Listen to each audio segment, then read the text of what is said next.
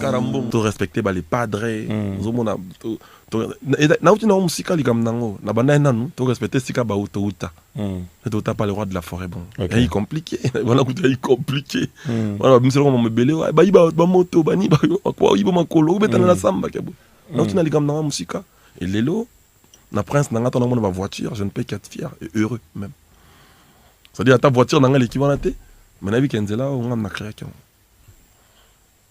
Moi, peut-être mon todani a fini au liboma. Or, yo yebike. Yo yebike, ceux qui m'ont talinga comme ali. Somme ta comme liboma, il aura libo, soit ça là. Alors là.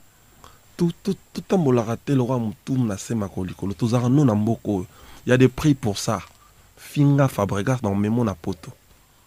Il y a des prix pour ça. Mon amtaya, no finga pour rien.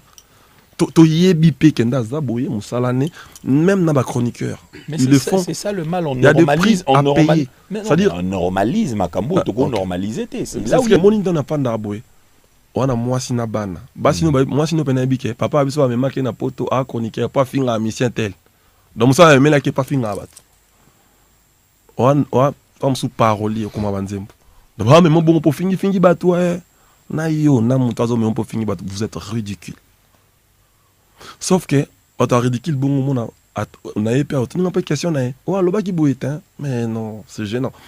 J'espère que nous avons suivi Maïe sur le métier noir, na Oyoya Lobby et pas à Christian Schengen.